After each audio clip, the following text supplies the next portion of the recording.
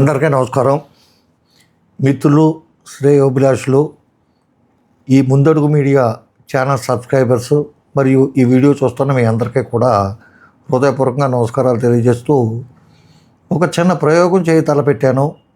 అది మీరు ఆశీర్వదిస్తే చాలా దిగ్విజయంగా, చాలా బ్యూటిఫుల్గా సక్సెస్ అవుతుందని చెప్పి ఎందుకో నాకు అనిపిస్తుంది. ఎందుకంటే ఈరోజు న్యూస్ పేపర్ కూడా చదువుతూ చాలామంది తగ్గించేశారు. ఎందుకంటే చదవలేక కాదు, కొనలేక కాదు. ప్రధానమైన ఇబ్బంది ఏమొచ్చిందయ్యా అంటే న్యూస్ పేపర్ చూసిన వెంటనే అట్రాక్షన్గా ఫస్ట్ మెయిన్ హెడ్డింగ్ ఏదో ఒకటి కనపడాలి. ఆ పార్టీ వాడు తిట్టాడో, ఈ పార్టీ వాడు కొట్టాడో, లేకపోతే ఏదో జరిగిందో, యుద్ధమో ఏదో. కానీ ప్రతి పేజీ 4-5 పేజీలు యాడ్లే ఉంటున్నాయి. ఫ్రంట్ పేజీ యాడ్డే, బ్యాక్ పేజీ యాడ్డే. పూర్వం ఏంటంటే ఫ్రంట్ పేజీలో మెయిన్ వార్తలు ఉండి, వెనక్కి తిప్పితే స్పోర్ట్స్ కనపడి, మధ్యలో సినిమా వార్తలు ఉండి. ఇప్పుడు ఏమీ లేదు. ఫస్ట్ ఏ పేపర్ చూసినా ప్రభుత్వం తరపున యాడ్లో, లేకపోతే ఈ వ్యాపారానికి సంబంధించిన యాడ్లో. ఎందుకంటే ఈ యాడ్లు లేకపోతే పేపర్ బతకదు, ప్రింట్ మీడియా బతకదు. కరెక్టే. కానీ ఆ ప్రింట్ మీడియా ఆ యాడ్ ఇచ్చి కూడా లోపల ఎక్కడో బార్బోలో వేయండి మీకు డబ్బు ఇచ్చేస్తానంటాడా? అలాగండో. ఆడు కొట్టొచ్చినట్టు కనపడేటట్టు ఈనాడు, ఆంధ్రజ్యోతి, లేకపోతే సాక్షి, ఏది పేపర్ అయినా సరే ఫస్ట్ ముఖం మీద అది కనపడాలి. ఇటువంటిప్పుడు పేపర్ చదువుతూ మానేశారు చాలామంది. అది తిప్పలేక ఫస్ట్ అది చాలా ఇసుక వస్తుంది. దీన్ని ఒక పేపర్ జస్ట్ ఇలా తిప్పుతానికే ఇసుకెందుకయ్యా నీకని చెప్పి అనొచ్చేమో. మీరు ప్రాక్టికల్గా చూడండి. 2-3 పేపర్లు చదవాలంటే మనకి చాలా ఇసుకుదలుగా ఉంటుంది. ఇటువంటి పరిస్థితుల్లో గొల్లపూడి మారుతిరావు గారు జీవనకాలం అని చెప్పి ప్రతి వారం ఒక కాలం రాసేవారు. 1981 అంట. అది స్టార్ట్ అయినప్పుడు ఫస్ట్ ఎపిసోడ్ నుంచి చెప్తాను నేను.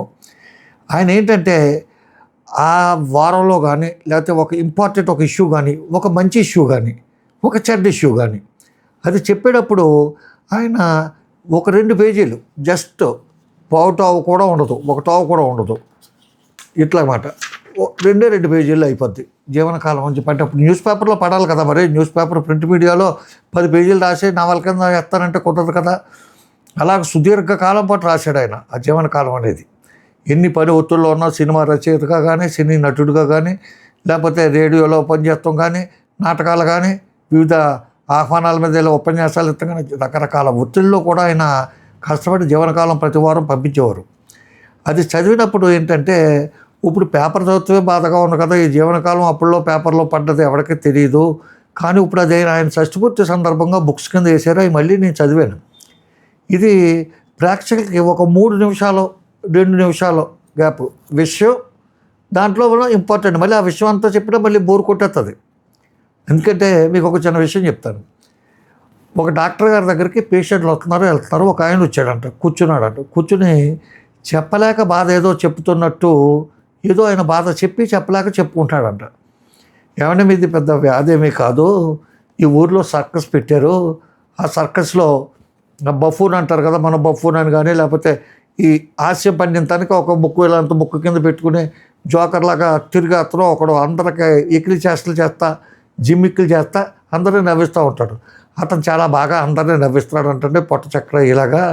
మీరు అక్కడికి వెళ్ళండి, ఆ నవ్వు అవన్నీ చూసిన తర్వాత మీ బాధ అంతా పోద్ది, అక్కడికి వెళ్ళండి, మీకు అంతకుమించి ఏమీ లేదని చెప్తే ఆ జోకర్ పాత్ర వేసేవాడిని నేనే అని చెప్పాడంట ఆ సర్కస్లో వచ్చిన అతను.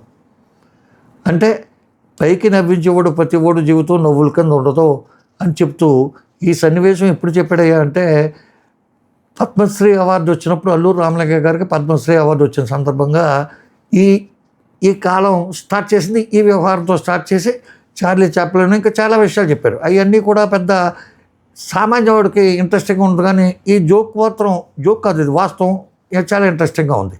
అదే ఒక దేశం, భారతదేశానికి విదేశాలకి, ఒక వ్యక్తులకి, వ్యాపారస్తులకి తేడా చెప్పేటప్పుడు ఒక విషయం చెప్పాడు ఈయన. ఒక ఇండియన్ జపాన్ వెళ్ళాడంట.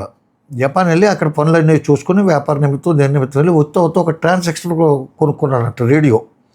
అప్పట్లో జపాన్ నుంచి వస్తే మేడ్ ఇన్ జపాన్ ఏదో పానాసోనిక్ అయ్యో ఉండి అయ్యి, జర్మనీ జపాన్ అంటే చాలా పెద్ద ఫేమస్ కదా, మేడ్ ఇన్ జపాన్ అంటే పెద్ద ఫేమస్.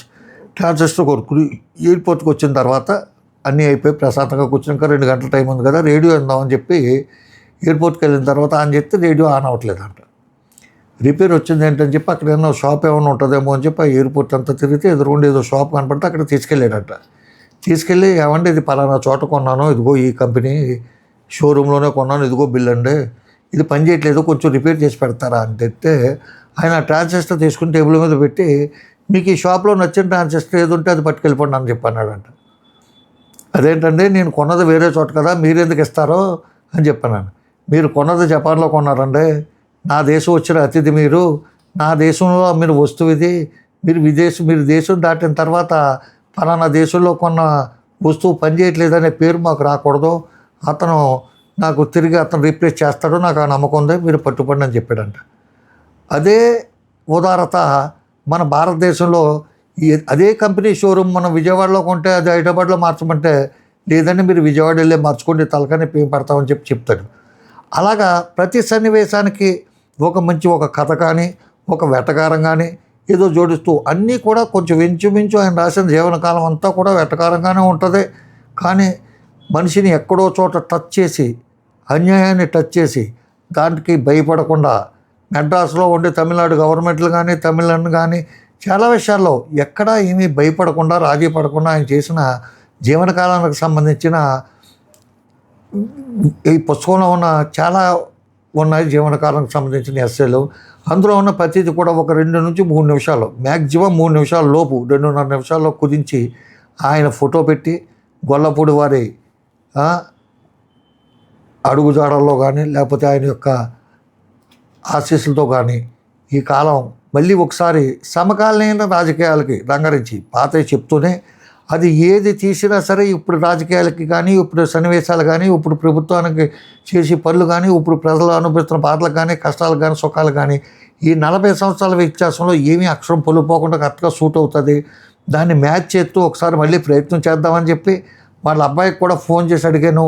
వాళ్ళు మెడ్రాస్లో ఉంటారు, అతను 1-2 సార్లు మా ఆఫీస్కి కూడా వచ్చాడు వేరే పని నిమిత్తం.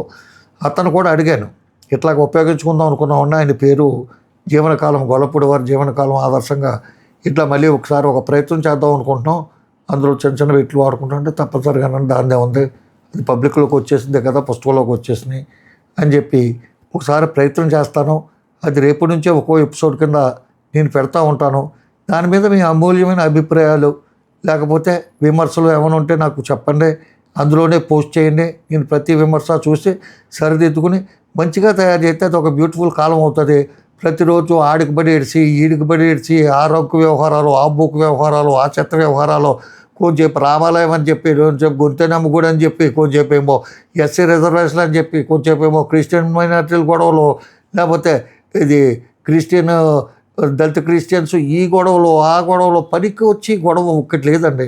చిన్న ఇష్యూని పెద్ద చేసి ఒకడు బ్యాంకు దొంగ అంటాడు, ఒకడేమో బ్లూ కోట్లు అంటాడు, ఒకడేమో అక్కడ నన్ను కొట్టేశారంటాడు, ఒకడేమో ఇక్కడ నన్ను తిట్టేశారంటాడు, నీ అంతు చూస్తానంటాడు, ఒకడు నిన్ను తొక్కేస్తానంటాడు, ఒకడు ఏంటంటే ఇదంతా రోజు సోషల్ మీడియా అంతా ఒక ఇష్యూ ఒక ఛానల్ పెట్టాడా సత్యమే 100 ఛానల్స్ అయ్యే విధంగా ఉన్నాయి.